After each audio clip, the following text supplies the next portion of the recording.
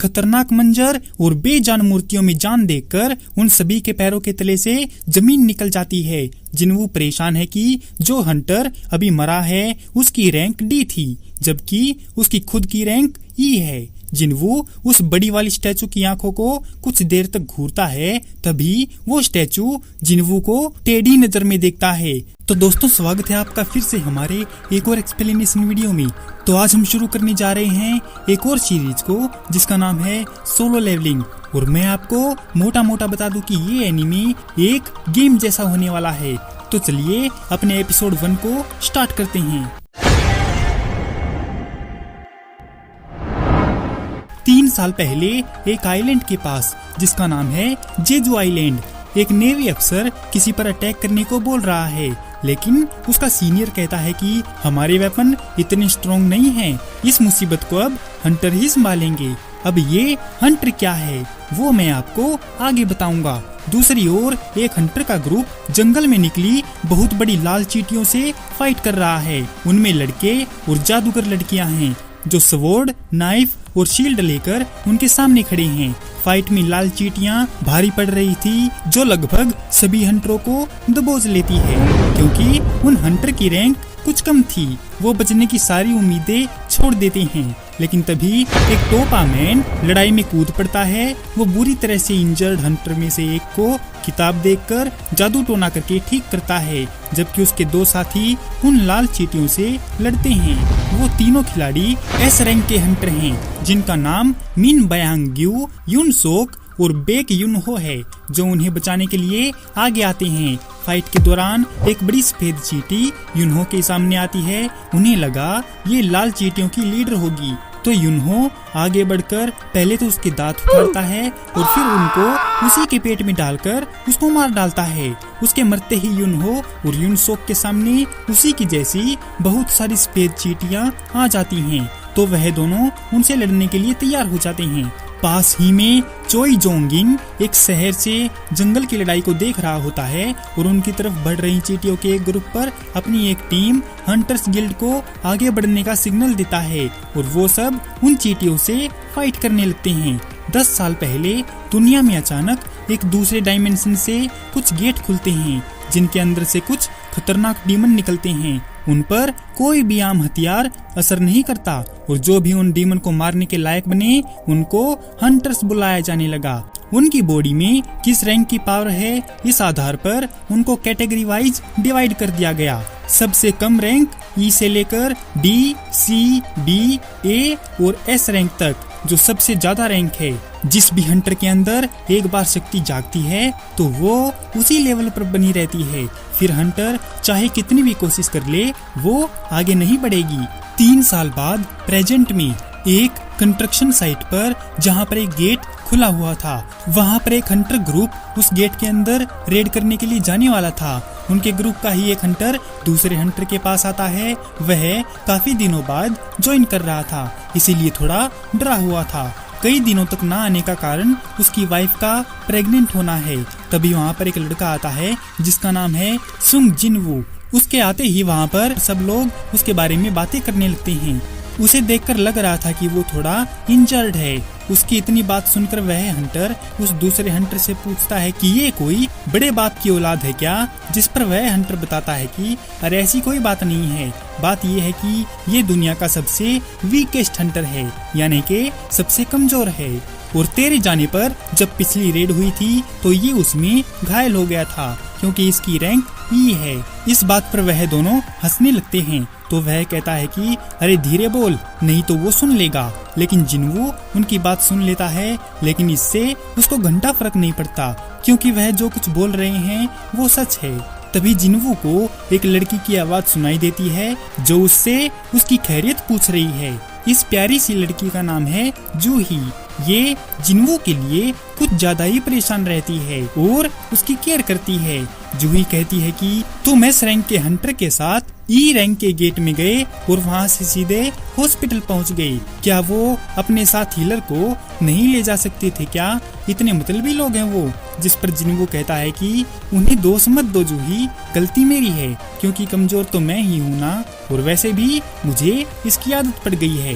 तभी उनके जाने का टाइम हो जाता है और जाने से पहले एक आदमी भाषण देता है जो टीम का लीडर भी है, जिसका नाम है सोंग चिउल। गेट के अंदर जाने से पहले जिनवू अपना खरीदा हुआ एक सस्ता सा चाकू देखता है क्योंकि उसके घर के हालात ठीक नहीं हैं और वो यही खरीद सकता है। इसके बाद जिनवू गेट के अंदर इंटर कर जाता है। दूसरी तरफ कोरियाई हंटर्स यूनियन के प्रेसिडेंट गो गुनही अपने असिस्टेंट वू जिनचुल के साथ गेट में हुई रेड पर बात करते हैं। गो उसे बताता है कि गेट के अंदर पाए जाने वाले एसेंट स्टोन बहुत कीमती हैं, जो गेट के अंदर पाए जाने वाले डीमन को हराकर मिलते हैं। एसेंट स्टोन हाई रैंक वाले डीमन से मिलते हैं, जिनसे डीमन से लड़ने के लिए बहुत से पावरफुल वेपन बनाए जा सकते हैं। और दूसरी ओर माना क्रिस्टल, जो सिर्फ तहखाने में ही मिलते हैं, लेकिन इनकी रैंक कुछ खास नहीं होती।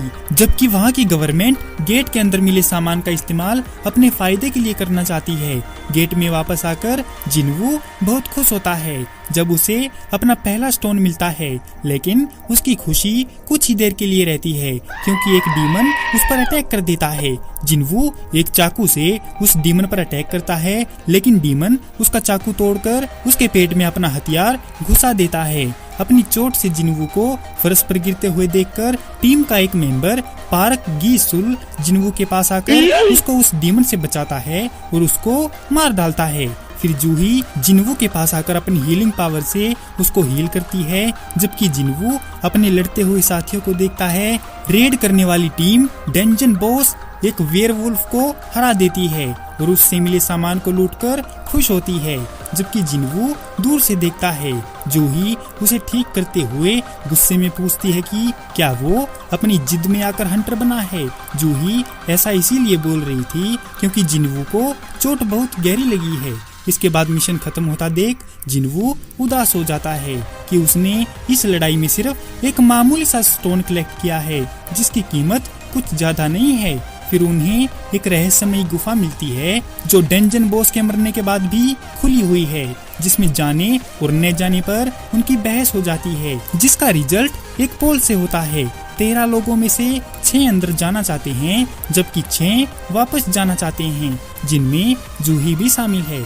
अब आखिरी वोट जिनवू का होगा, तो जिनवू सोचता है कि वो एक कमजोर हंटर है, लेकिन उसके पापा मिसिंग हैं और उसकी माँ बीमार है, जबकि उसकी बहन पढ़ाई करती है। इसके लिए उसे पैसों की बहुत जरूरत है, तो जिनवू हाँ में वोट करता है।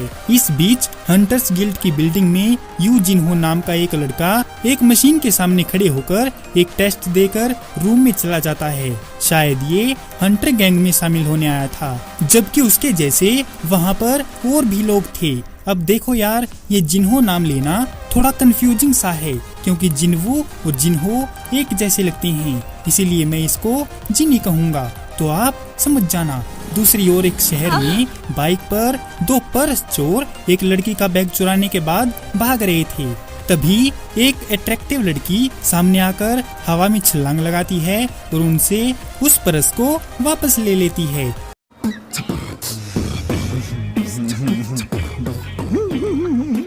तुम्हें शर्म है? कुछ शर्म आया है?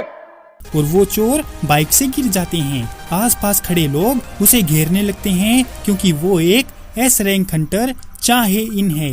हंटर लड़की उस पर्स को उस लड़की को देकर अपनी गिरी हुई टोपी पहनती है और बढ़ती हुई भीड़ को देखकर वो थोड़ी अनकंफर्टेबल हो जाती है और लंबी सी जंप के साथ आसपास की बिल्डिंगों पर छलांग लगाते हुए भाग जाती है। जिनवू और उसकी टीम 40 मिनट तक उस रहस्यमयी गुफा में घूमते हैं। अब उनके पास 1 घंटे में से सिर्फ 20 मिनट का ही टाइम है। जिनवू जूही से अपने वोट वाले डिसीजन पर सॉरी बोलता है, जिस पर जूही नाराज होकर उस पर बार बार मुसीबत में पड़ने के लिए गुस्सा है। जूही ने जिनवू को हर एक रेड में इंजर्ड होने पर हील किया था। जूही को लगा शायद उसके दिमाग में कोई केमिकल लोचा है। जूही जिनवू से उसको डिनर पर ले जाने वाली बात का जवाब मांगती है। तभी वो सभी एक बड़े से डरावने दरवाजे पर पहुंच जाते हैं और उसके अंदर जाने का फैसला करते हैं। इस बीच चेयरमैन गो गुनही ने नए ज्वाइन हुए लोगों को उन्हें हंटर बनने के खतरों के बारे में वार्निंग दी। गुनही ने जोर देकर कहा कि एक्सपीरियंस वाले हंटरों को भी सावधान रहना पड़ता है और हंटरों की लड़ाई में लापरवाही ना करते हुए अगर जिंदा रहना है तो उन्हें डरना जरूरी है। जैसे ही जिन्वू और उसकी टीम दरवाजा खोलकर अंदर जाती है तो बहुत सारे ब्लू लैंप जलने लगते हैं। वो सभी लोग उस तहखाने को देखकर हैरान थे क्योंकि वहाँ पर बहुत ही पुराने और बड़े बड़े स्टैचू खड़े हुए थे जिनके हाथों में हथियार तो किसी के हाथों में गाना बजाने वाले गिटार थे। लेकिन उनमें से एक स्टैचू अलग था जो सबसे बड़ा था। उस डरावने से तहखाने में उनको एक भी डीमन नहीं मिलता तो वो एक अजीब सर्कल के साथ साथ एक स्टैचू के हाथ में लगे बोर्ड को पढ़ने लगते हैं जो किसी और ही लैंग्वेज में लिखा हुआ था। तभी घबराई हुई जूही जिन्वू को बताती है कि उसने उस बड़ी वाली स्टैचू की आंख हिलती हुई देखी है। जिन्वू को लगा कि जूही के साथ इल्यूजन हुआ है। तभी अचानक वो दरवाजा जोर से बंद हो जाता है। उन्हें लगा कि वो कैद हो गए हैं तो एक हंटर गुस्से में बड़बड़ाता हुआ वहाँ से बाहर जाने की कोशिश करने लगता है। लेकिन तभी एक स्टैचू उसको अचानक से काट डालता है और अपनी जगह पर वापस जाकर खड़ा हो जाता है। ये खतरनाक मंजर और बेजान मूर्तियों में जान देखकर उन सभी के पैरों के तले से जमीन निकल जाती है। जिन्वू परेशान है कि जो हंटर अभी मरा है उसकी रैंक डी थी जबकि उसकी खुद की रैंक ई है। जिन्वू उस बड़ी वाली स्टैचू की आंखों को कुछ देर तक घूरता है। तभी वो स्टैचू जिन्वू को टेढ़ी नजर में देखता है। जिन्वू उस रेड को याद करता है जिसमें उसे गहरे जख्म मिले थे और वो हॉस्पिटल में पहुंच गया था। वो जिस भी रेड में जाता था तो हमेशा उसकी जान पर बन आती थी, डीमन के अटैक से लेकर लगभग भूख से मरने तक। इतने लंबे टाइम तक सरवाइव करने के बाद से जिन्वू को तुरंत ही पता चल गया कि आगे क्या होगा। दूसरे हंटर तो स्टोन बेचकर अपने लिए हथियार खरीद लेते थे लेकिन वो कमजोर है इसीलिए उसे ये मामूली सा चाकू ही हाथ लगा। जिन्वू अपने कमजोर होने का मजाक सहकर भी उसने वो नौकरी की जिसमें जोखिम और पैसा दोनों ज्यादा था। तभी जिन्वू ने अपने साथियों को चिल्लाकर झुकने के लिए कहा क्योंकि उस बड़ी सी मूर्ति ने अपनी आंख से अटैक करना शुरू कर दिया था। वो लेजर जैसी फायर इतनी तेज थी कि उनमें से कुछ को जलाकर राख कर देती है। इस अटैक से वो सब बौखला जाते हैं जबकि जिन्वू अपनी आंख खोलकर रियलाइज करता है कि हम जहाँ पर भी फंसे हैं ये जगह बहुत खतरनाक है और ये सोचते हुए जिन्वू डर के मारे रोने लगता है कि वो सब यहाँ पर मरने वाले हैं। इसी के साथ ये एपिसोड यहीं पर खत्म हो जाता है। तो दोस्तों कैसे लगी आपको सोलो लेवलिंग के एपिसोड 1 की ये एक्सप्लेनेशन वीडियो? अगर आपको ये वीडियो पसंद आई हो तो इस वीडियो को लाइक और हमारे चैनल को सब्सक्राइब जरूर करें। आपका हमारी वीडियो देखने के लिए बहुत बहुत धन्यवाद और शुक्रिया।